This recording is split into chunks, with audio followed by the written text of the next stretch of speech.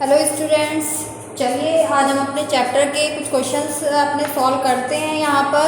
और जैसे कि हमने आपको चैप्टर के बारे में एक्सप्लेन किया था, डेथ ऑफ द पार्टनर की कंडीशन में किस तरह से रेशो कैलकुलेट किए जाते हैं, किस तरह से शेयर ऑफ प्रॉफिट जो है यहाँ पर पार्टनर का कैलकुलेट किया जाता है, गुडविल का सॉल्यूशन हम किस तरह से करेंगे, ये सारा हमने आपको एक्सप्लेन कर दिया था। लेकिन आज हम जो है कुछ और क्वेश्चंस जो है वो यहाँ पर सोल्व करने जा रहे हैं। और जैसे कि आपकी बुक के अकॉर्डिंग क्वेश्चन नंबर 19 जो है वो आज मैंने यहाँ पर लिया है। और क्वेश्चन नंबर 19 में जो इन्फॉर्मेशन हमें गिवन है वो इन्फॉर्मेशन हमें दी हुई है कि एक्स, वाई और जेड जो है वो कौन है, हमारे पार्टनर्स हैं। ठीक है, इनके जो रेशियो हमें यहाँ पर गिवन है वो 3, 2 और 1 हमें यहाँ पर गिवन है।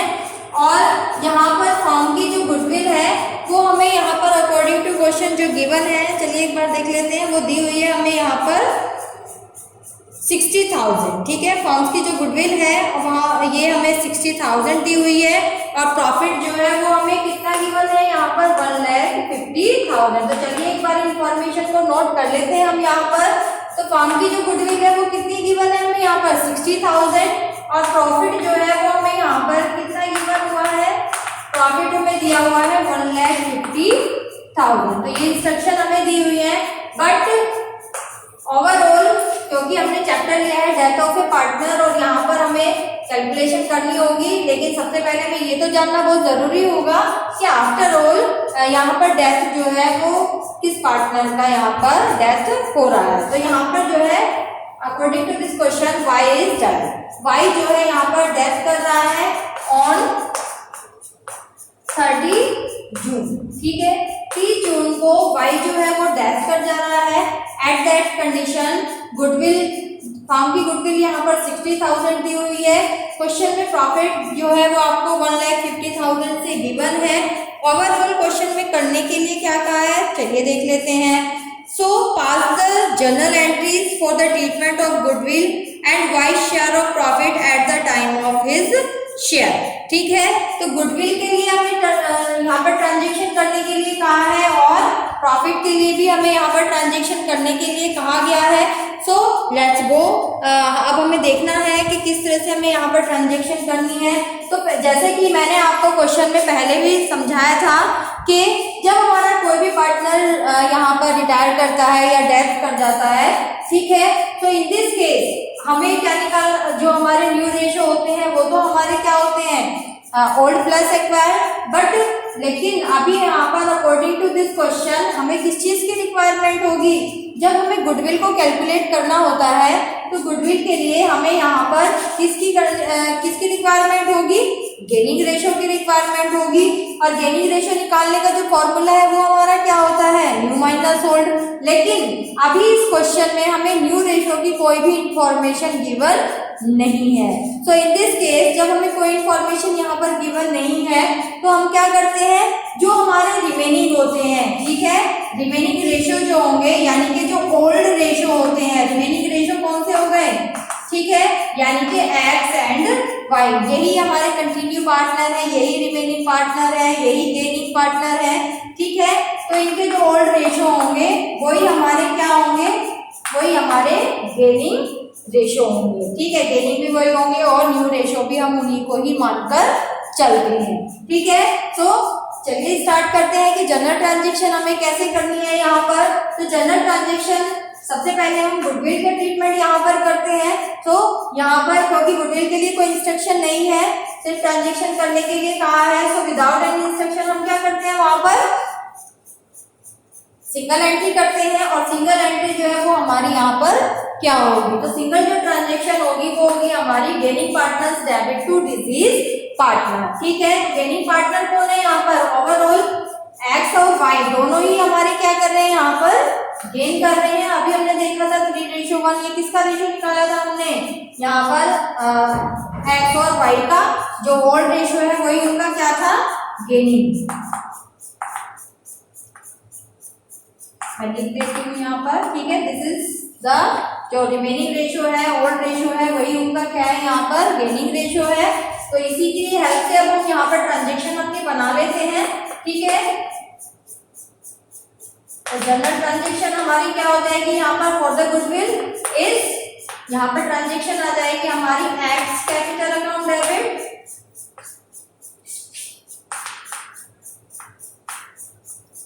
एंड जेड्स कैपिटल अकाउंट डेबिट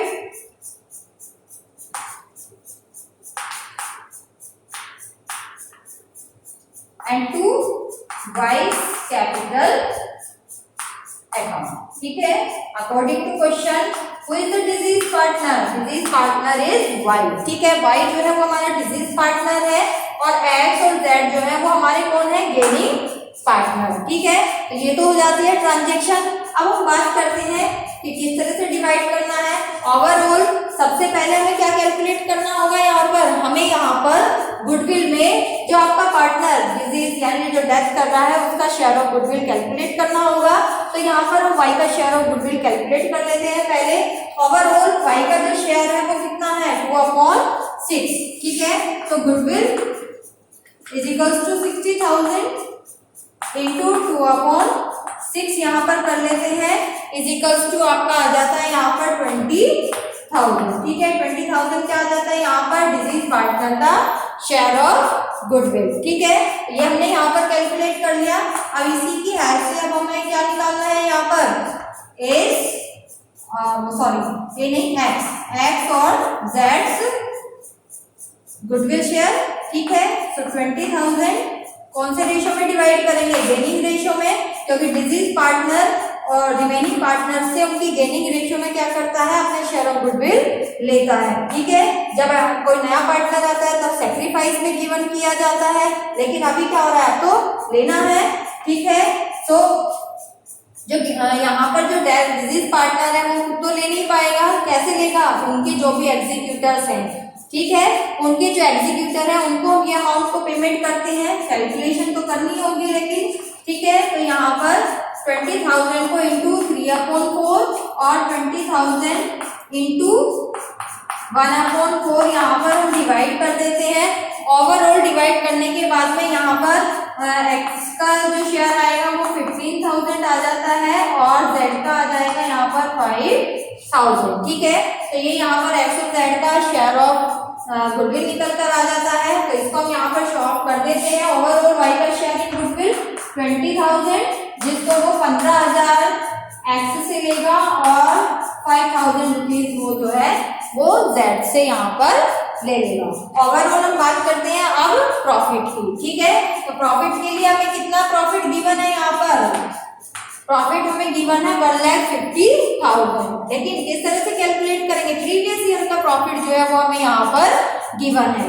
ठीक है, and with the help of this हमें यहाँ पर डिजीज पार्टनर का शेयर ऑफ प्रॉफिट जो है वो कैलकुलेट करना है। और मैंने आपको ये समझा दिया था कि जब किसी पार्टनर की डेथ होती है, ठीक है, तो उसका शेयर ऑफ प्रॉफिट किस तरह से कैलकुलेट किया जाता है या उसकी जनरल ट्रांजेक्शन जो है वो किस तरह से होती है। ठीक है, तो चलिए बात करते हैं कि सबसे पहले प्रॉफिट को कैलकुलेट कर लेते हैं। ओवरऑल प्रॉफिट जो है वो किस तरह से हमें यहाँ पर कैलकुलेट करना है। तो यहाँ पर प्रॉफिट हमें दिया हुआ है 1,50,000 और 1,50,000 में हम क्या करेंगे? यहाँ पर उनका on the behalf of time हमें यहाँ पर कैलकुलेट करना पड़ेगा। तो इनका जो शेयर आया था हमारा निकाल कर वो था 2/6 और 2/6 यहाँ रख लेते हैं। लेकिन अब हमें यहाँ पर मेंशन क्या करना पड़ेगा? टाइम। ठीक है, और यानी कि जिस टाइम आपके जो पार्टनर है वो डेथ कर रहे हैं उस टाइम को हमें यहाँ पर मेंशन करना होगा और वो टाइम आता है 3/12।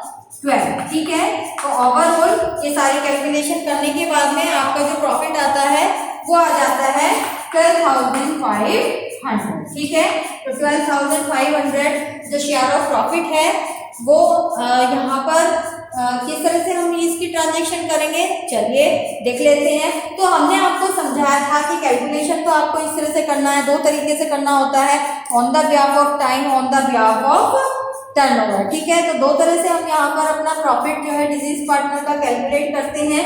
अब बात करते हैं कि उसकी ट्रांजैक्शन जो है वो किस तरह से यहाँ पर हमारी बनती है। ठीक है, तो मैंने आपको समझाया था अगर डिजीज पार्टनर के का जो शेयर है जिस टाइम पर वो डेथ कर रहे हैं एट दैट टाइम अगर कोई न्यू रेशो की इंफॉर्मेशन यहाँ पर क्वेश्चन में हमें गिवन है, यानी अगर क्वेश्चन में रेशो में कहीं पर कोई भी चेंज होता है तो हमें यहाँ पर अपना गेनिंग और सेक्रीफाइस ये हमें यहाँ पर कैलकुलेट करना होता है, न्यू रेशो हमें यहाँ पर कैलकुलेट करने होते हैं।